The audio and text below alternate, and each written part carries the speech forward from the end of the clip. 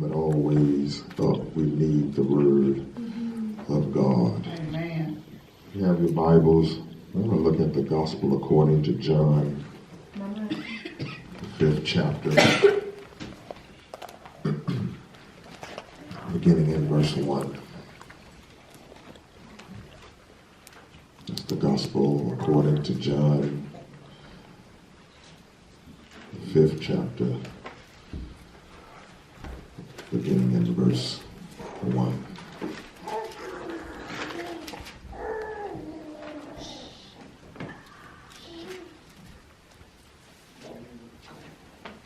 It'll be the Gospel according to John. It'll be the 5th chapter, beginning in verse 1.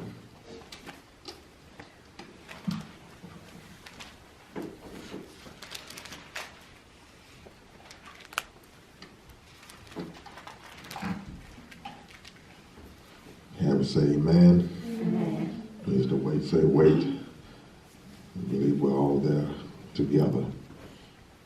Here reads, after this there was a feast of the Jews, and Jesus went up to Jerusalem.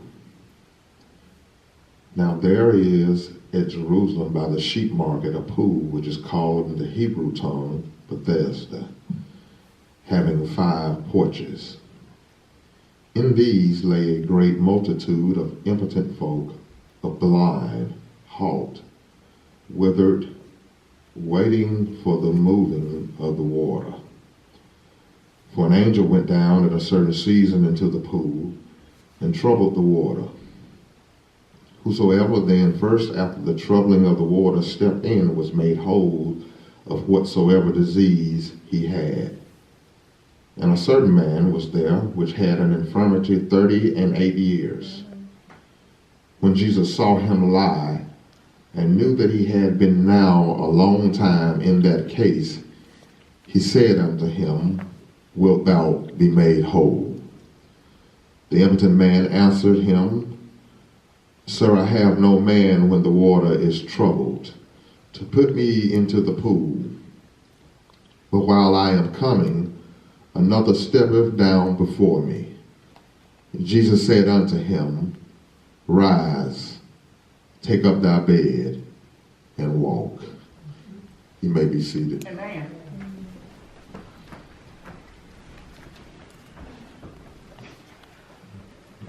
Verse of emphasis, verse 8. Jesus said unto him, Rise, take up thy bed, and walk.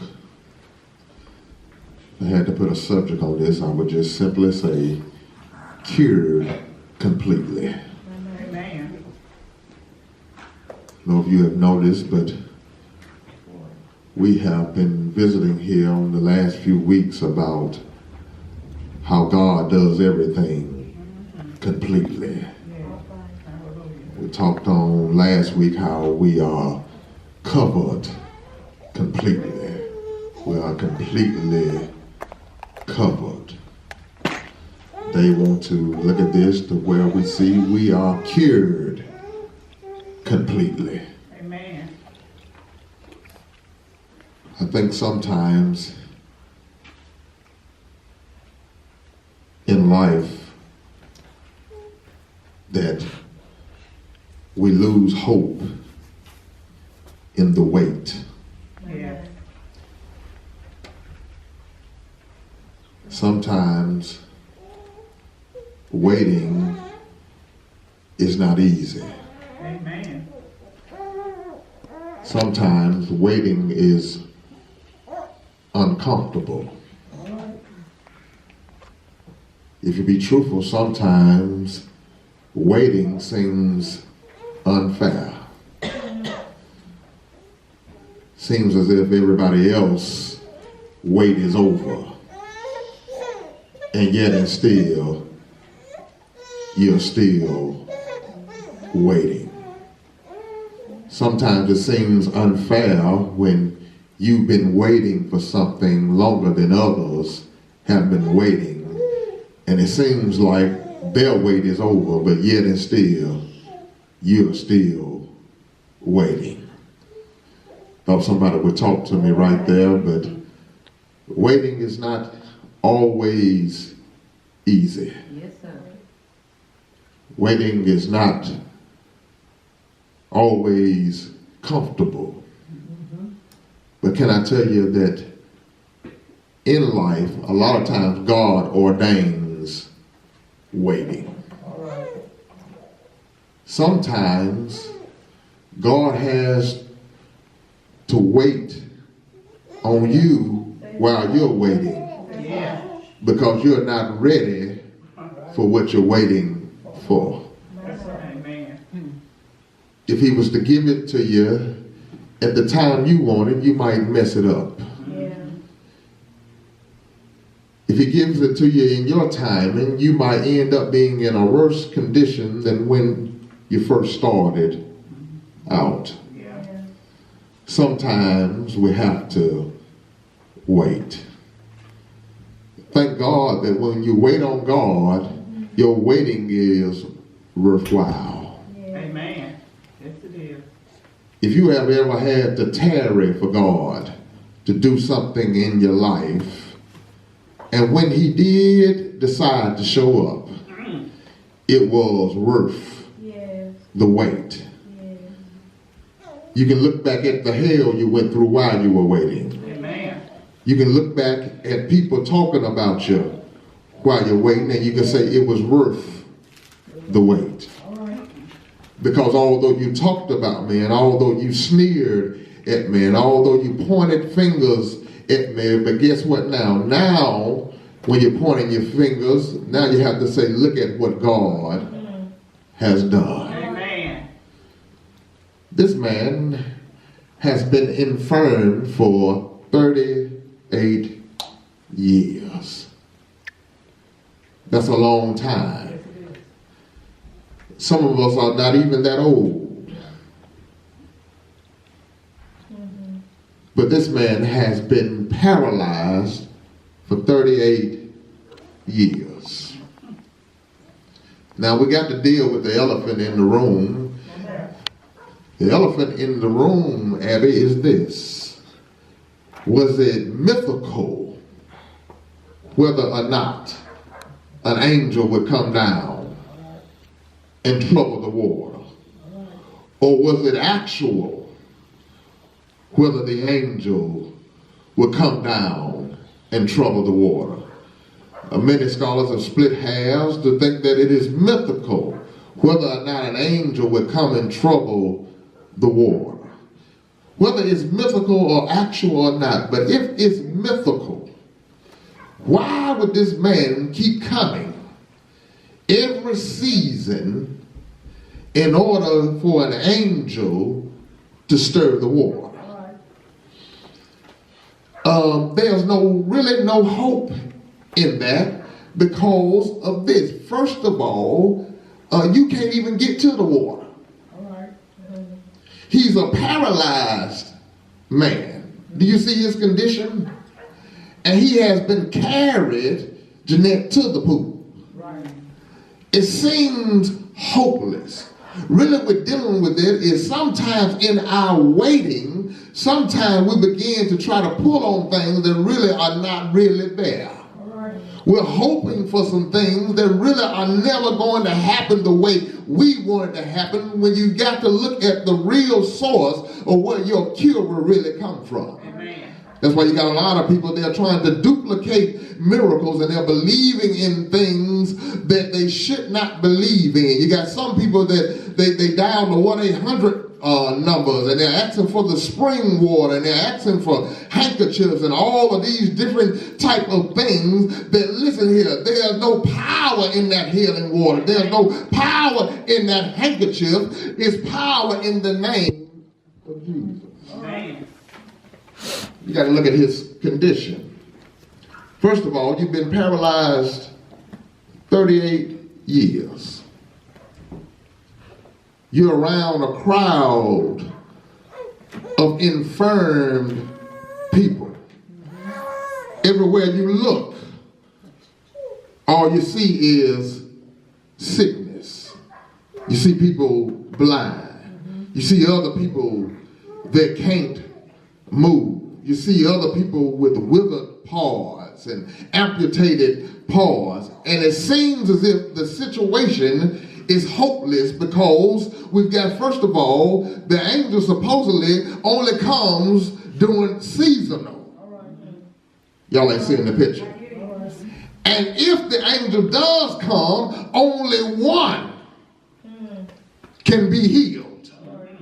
And that one has to get in the pool first. Jesus sees the man's condition. See, because can I tell you that when you're around, sometimes when you're around other sick folk, folks not going to have sympathy for you. You would think that somebody would say, listen here, I hadn't dealt with my condition as long as he has. Let me get out the way and allow him. Are y'all in here? Amen. But we have become such a selfish society that we always want to be first. Amen. And can I tell you, yeah, first has its place. But sometimes you don't need to be first. Sometimes, even though you could be first, sometimes you need to get out the way and let somebody else get ahead of you. Amen. I know that's not popular theology nowadays because all of us want what we want, when we want it, how we want it, and we don't care about our fellow man in order to sacrifice, to move out the way and let somebody get ahead of us. Amen. He's been suffering for 38 years.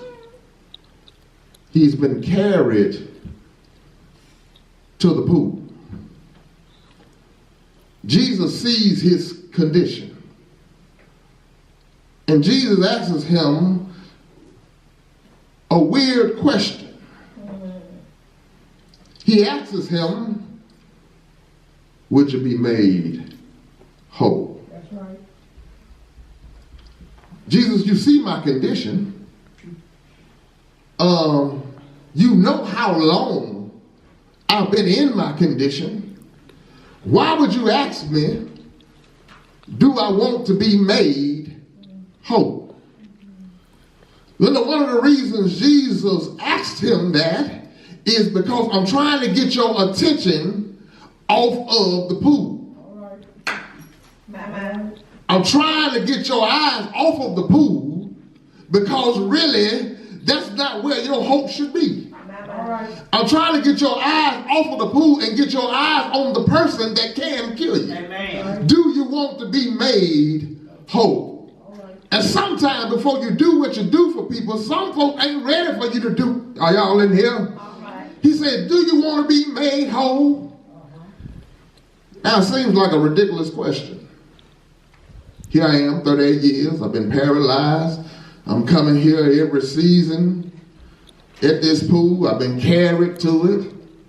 And Jesus, here you are asking me, do I want to be made whole? Mm-hmm. But in the man's answer, you see why Jesus asked him what he answered. Because the man really never answers Jesus' question. He asked you, do you want to be made whole? And this is what the man said to him. He said, listen here. Sir, I have no man when the water is troubled to put me into the pool. But while I am coming, somebody else gets in front of me. That's not what Jesus asked you. But let's deal with what the man said. First of all, that he had to be carried to the pool.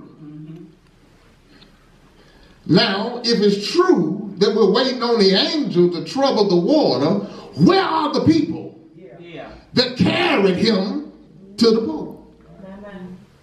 Can I tell you that some people will leave you in your condition because they don't even have any hope that you'll be cured. They just dropped him off at the pool and went on about their way. And have you ever been dropped in life? Folks took you to a certain point and left you because they really don't have no hope for you in your condition. They'll just say, I'll drop you off and I'll be back to pick you up.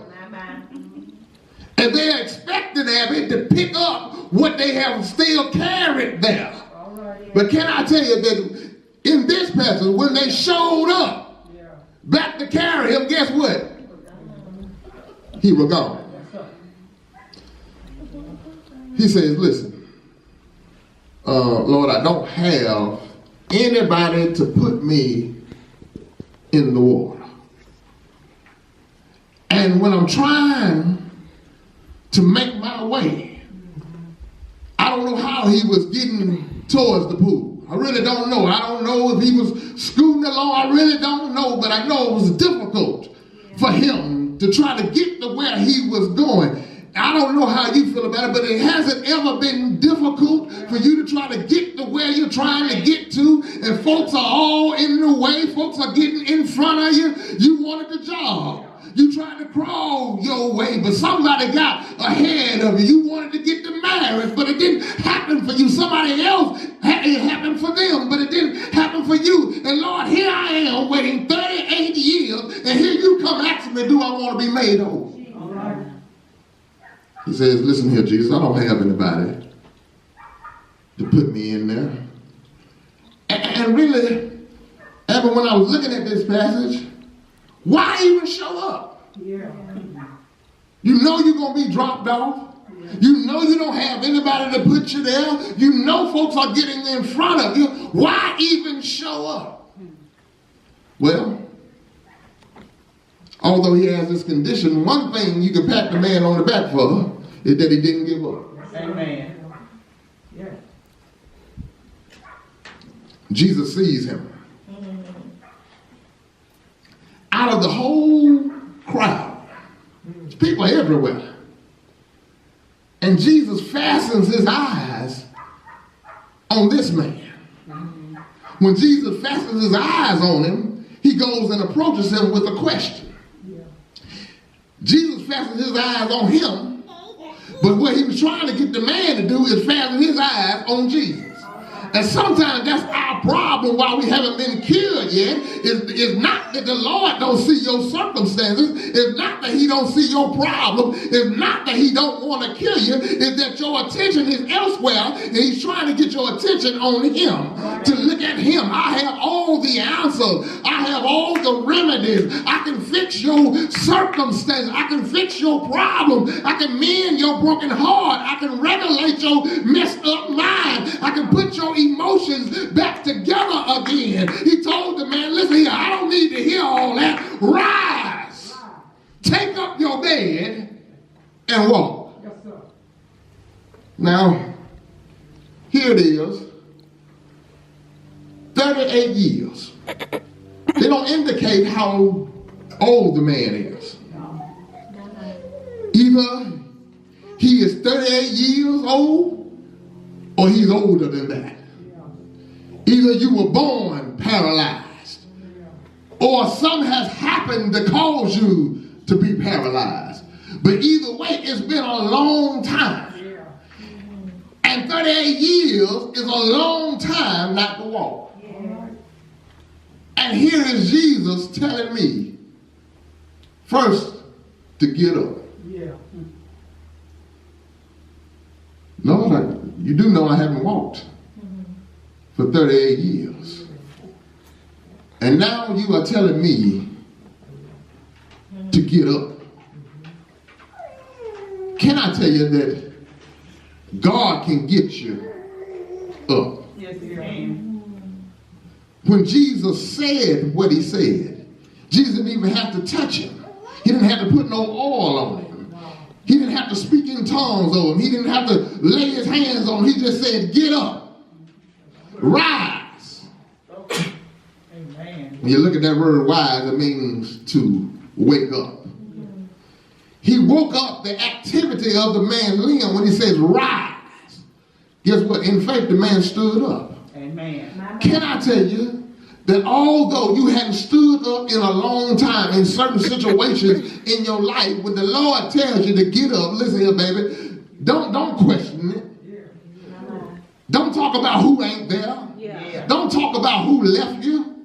Don't talk about you black. Don't talk about none of those excuses or none of those circumstances. Just get up. Yeah. And can I tell you that if you get up, it can't do nothing but get better. Amen. See, a lot of times when you're laying down, things don't get better. No. I've got to depend on other folks. I got to depend on people to carry me. But now, Lord, you give me the power to get up. If you had never had the Lord to get you up, just keep on waiting. But those that can testify, listen here, the Lord got me up. Matter of fact, listen here, matter of fact, all of us has experienced the Lord getting us up because he got you up this morning. Amen. Amen. He got you up out the bed. The alarm clock couldn't get you up. Your mama couldn't get you up. Your daddy couldn't get you up. But the Lord got you up with the activity of your limbs. Amen. Somebody woke up this morning and didn't have the activity of their limbs. They went to sleep with the activity of their limbs, but woke up and couldn't move. Amen. He says, get up. Rise. He lets him know, look, I'm the remedy for your problem. I'm the cure for your circumstances. He said, not only do I want you to get up, he said, but now watch this, take your bed. He says, get up, now pick up your bed. In other words, I want you to remove what you've been laying on. It's funny how that the man had been carried on this mattress. Now, Lord, you tell me to get up and I'm carrying what used to carry me. Or what I used to be carried on. The reason why the Lord told him to get his bed and pack it up and pick it up is to show that I have completely cured you. Not only can you stand up, but you can pick some things up. Listen here. Jeanette, the reason he told him to pick his bed up was for a testimony. See, because all of us have some things when God got us up that he told us to pick up. And although we don't have to use them no more, y'all ain't in here. People can say, look, I remember how they used to be. Sometimes it's a testimony for you of how far the Lord has brought you. Thank you. Sometimes you need to look back at what you used to lay down on.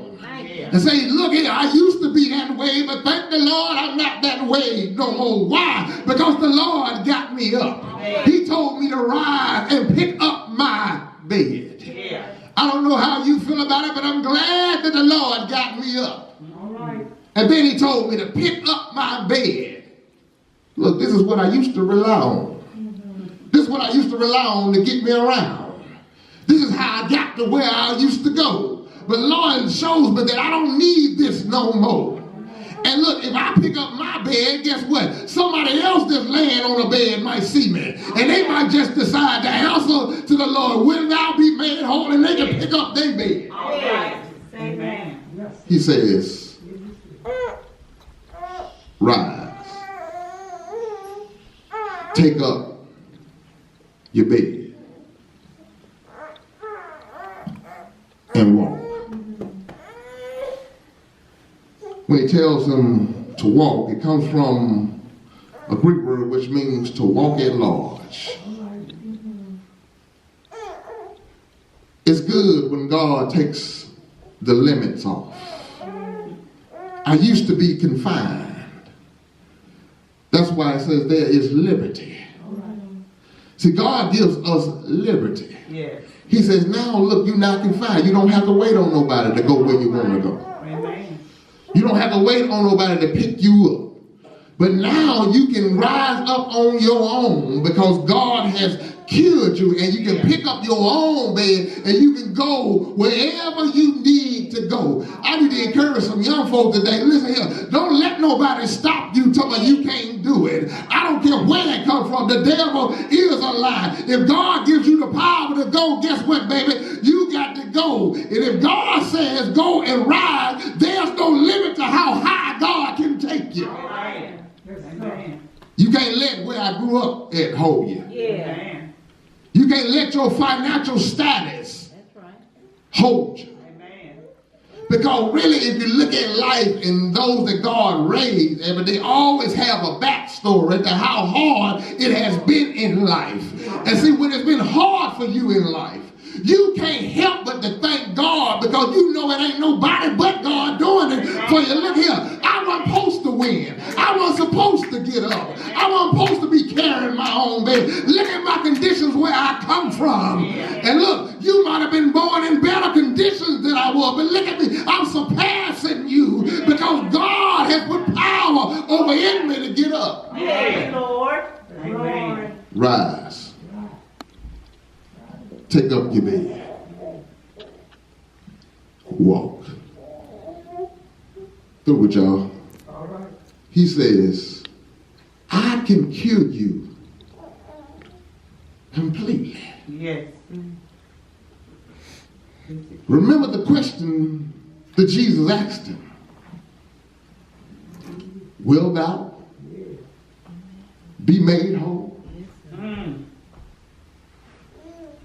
Will thou be made whole? Will thou be made whole? Yes. Will thou be made whole? Jesus. He's trying to get your attention on him. Yeah. The answer is already there. The reason why you haven't gotten up yet is because you're still holding on to the bed that's holding on to you. Yeah. Y'all ain't in here. Amen. But he says, get up. Take up your bed. Walk. Sometimes you got to let it go. Amen. It's time to move. It's time for me to change the scene. It's time for me to get around sick folk and get around some folk that are doing a little bit better. Yeah. Sometimes you got to change your surroundings. Oh, yeah. Sometimes, look, you done had them conversations with them folk 1,000 times on the phone. Ain't you tired of listening to it? Y'all ain't in here.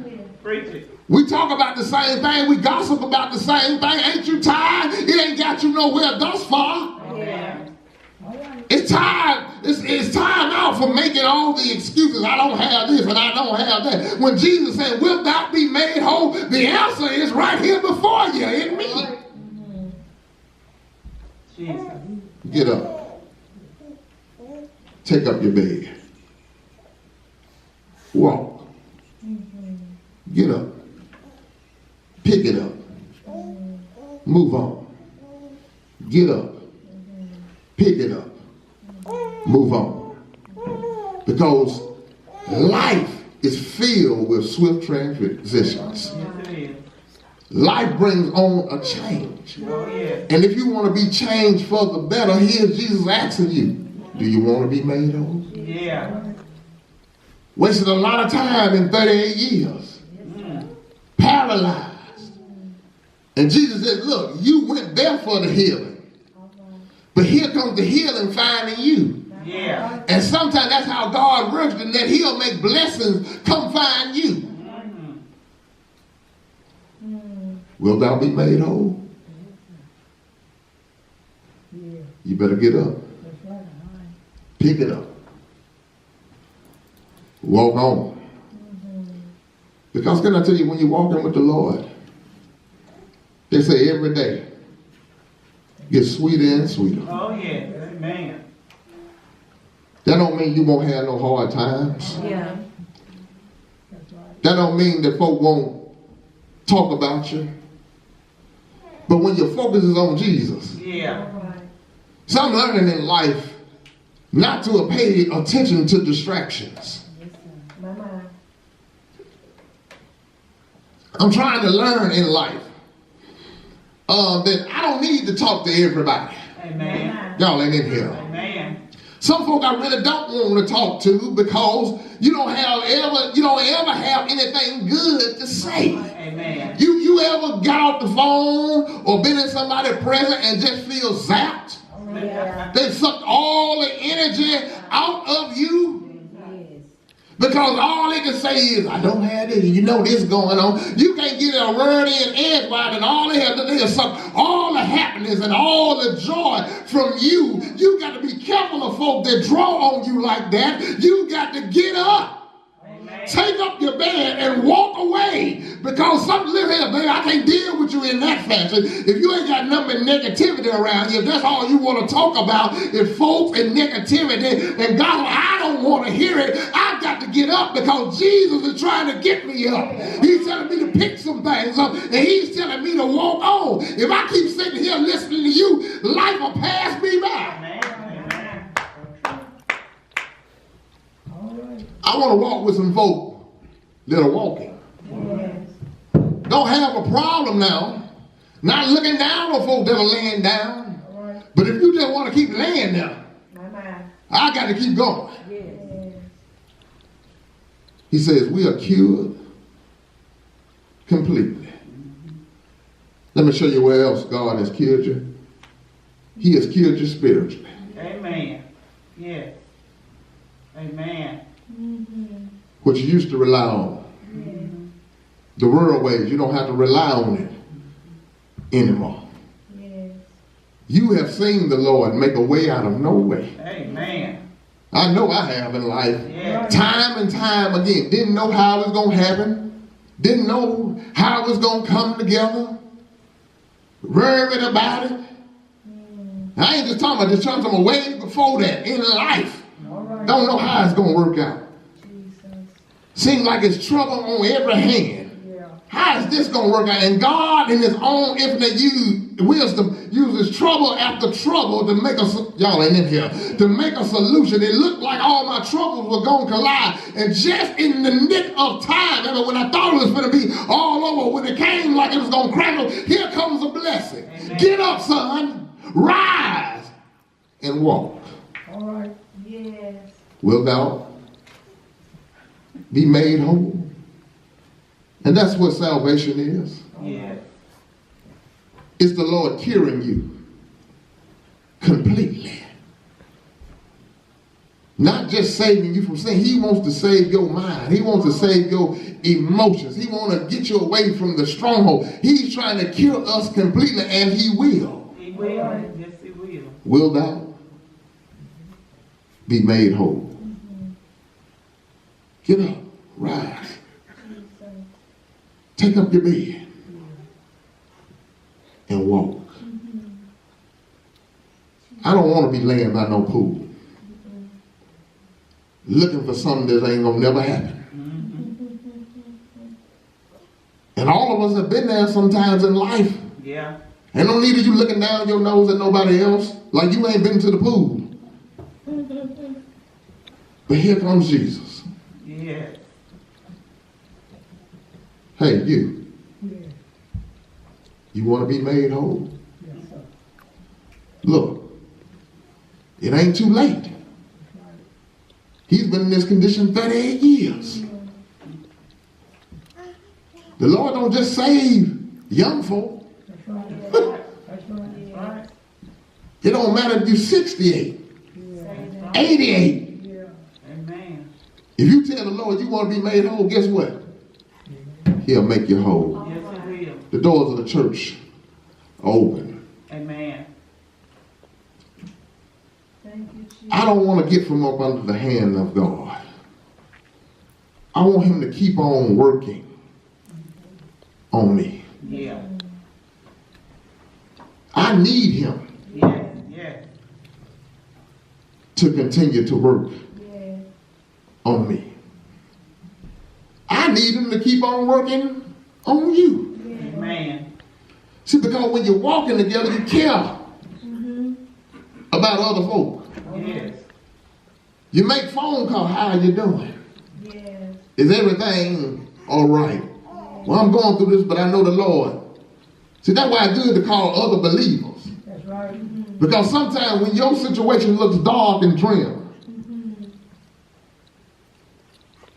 when you talk to somebody else, and they say, look, I'm going through, but it's going to be all right. It makes you get hope. And listen, he can work it out. He can completely cure you.